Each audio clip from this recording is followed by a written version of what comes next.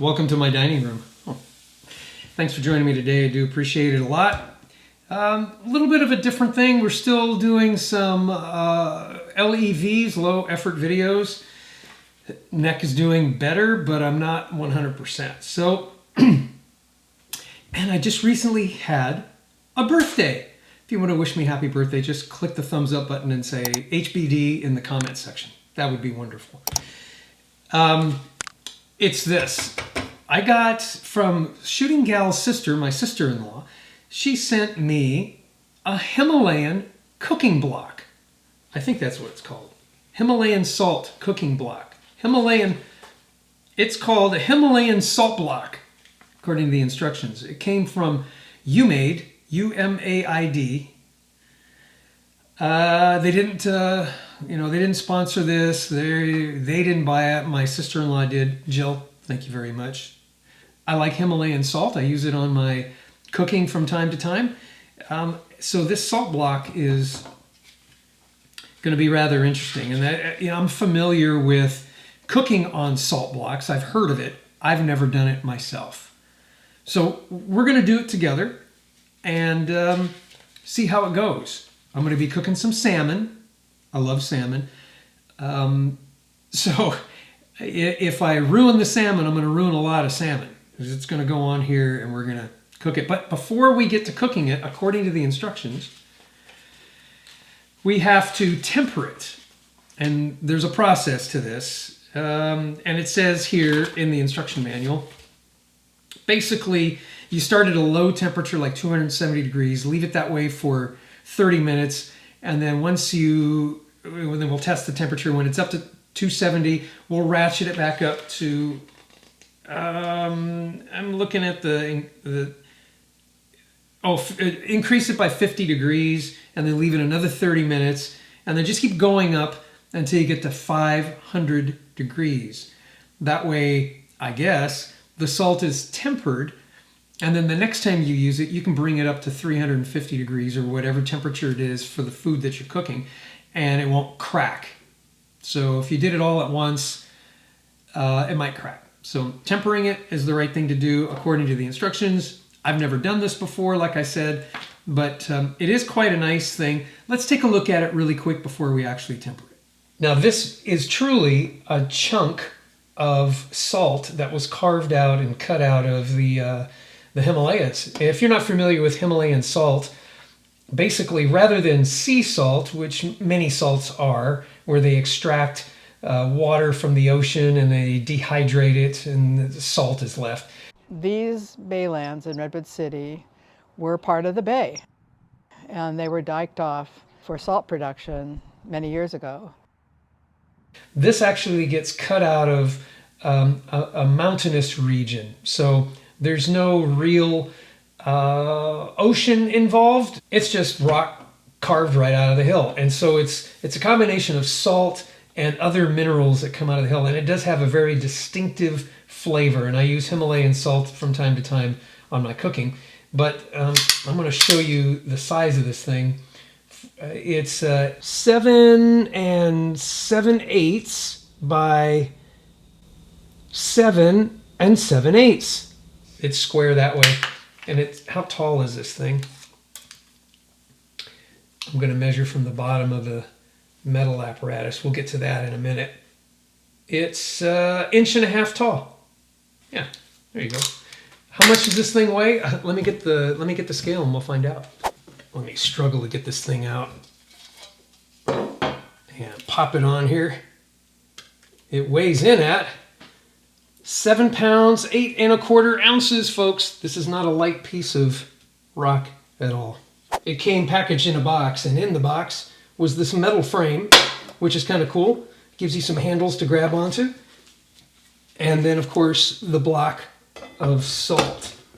And I discovered if I tilt it up this way, there you go, fits in there really nicely. Unfortunately, it came with a chunk taken out of the corner over here, but I don't think that's going to affect the way it prepares food or helps prepare food. It's just, it was just shipped that way. There was no piece in the box. It's just the way it was. All right. Let's move on to tempering. Let's heat up our oven. Let's do that. We'll go to 170 like it suggests. We'll hit start, maybe rapid preheat just so we can get it up to 170 degrees. And we'll come back when the beep happens. Use our Amazon link down below. When you do, it helps us out and it doesn't cost you a penny more. And after using the link, save it to your bookmarks so you can have easy access to it in the future. Thank you. Okay, we're at 170 degrees and it only took 6 minutes. Let's put the thing in the oven. It does say put it on the low rack, so that's exactly what I'm going to do. We'll put it down there and see how we go. Now I am going to use my thermometer. It says 102 degrees. Now even though the block is only 102, I know the oven is at 170. I'm setting the timer for 30 minutes and we'll come back and we'll check that it gets up to that temperature before we ratchet it up another 50 degrees. We're almost there.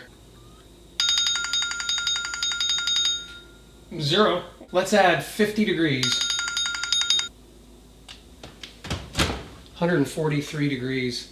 Okay, I'm just going to ratchet this up. The best way I can do this is I have to cancel it, hit bake.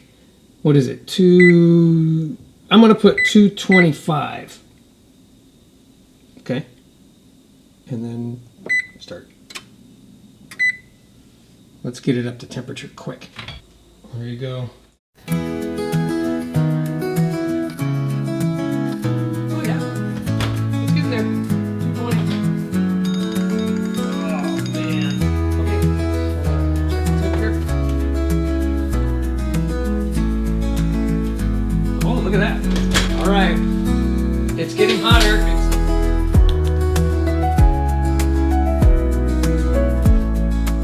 Which is what it says here, but do you see what time it is? It's almost 3 o'clock. I gotta make some rice.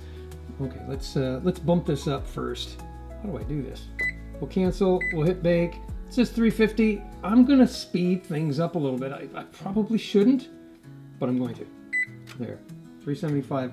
I'm actually gonna hit rapid preheat, get that thing up to 350 so it can go another 30 minutes. And in the meantime, I'm gonna make some rice.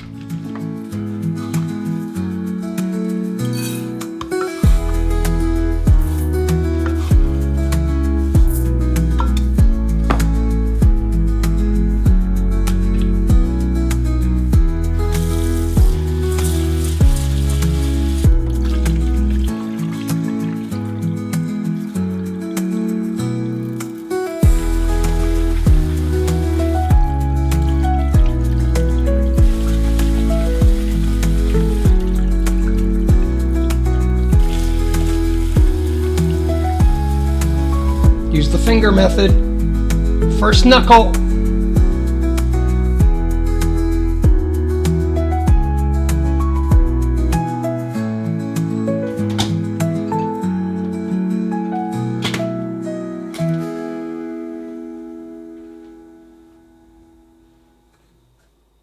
Just use finger. You know, I'm running out of time. I don't think I'm going to be able to cook with this thing today. I gotta get dinner ready. Still cooking. Can you see the steam coming out? Okay, 5.5 more minutes, and then we'll ratchet it back up another 50 degrees. It's ready. Okay, that can mean only one thing. It's time to increase the temperature. Yeah, 353. All right, we're getting there. Okay, you know what's next, right? We're gonna go 400, start, rapid reheat. Okay, let's get it up to 400. Look what time it is. I think I'm gonna have to make that fish a different way this time.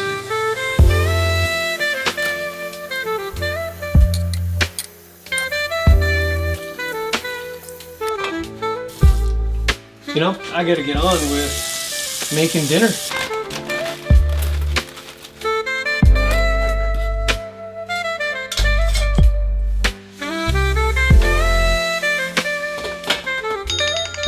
Okay, let's check the temperature, shall we? Yeah, 404 degrees. All right, so we're getting there. Another 30 minutes, another 1 hour before we get to 500. All right, cancel, bake. 450, right? Is that what we need? Yeah. Start rapid preheat. All right. We keep going, and I think we're gonna end up frying my my fish. Oh man, I was just to get started on cutting some onions. Oh, 453. Start. That's what I wanted to do. Look what time it is, and I gotta have dinner ready by 5. I don't think so. All right. I know this isn't the way it was supposed to go, but salmon goes in, skin side down. That's how I fry it. There you go. Let it sit for just a moment. I mean, can you hear that sizzling? Now I have a little bit of secret sauce here. It's a garlic pesto marinade. I'm just gonna spread it on the top. I know, this isn't the salt way of doing it, but I have no choice. I have no choice. My salt block is not tempered yet. So, next time. We'll get the olive oil kind of close with the onions kind of close. It's on a low to medium heat. Let it do its thing for just a few minutes. I still have 20 minutes until the thing cures. Okay. Ooh, look at that.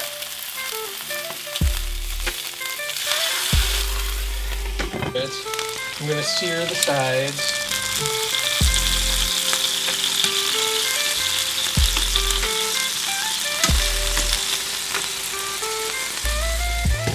All right. Flip it to the other side.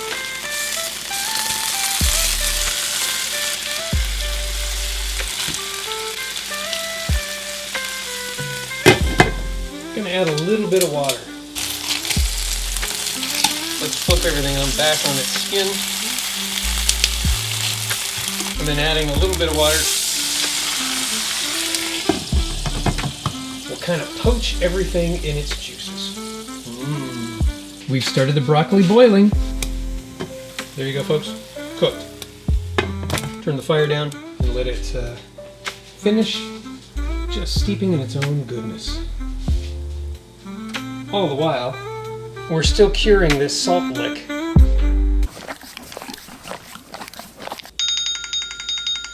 We're ready.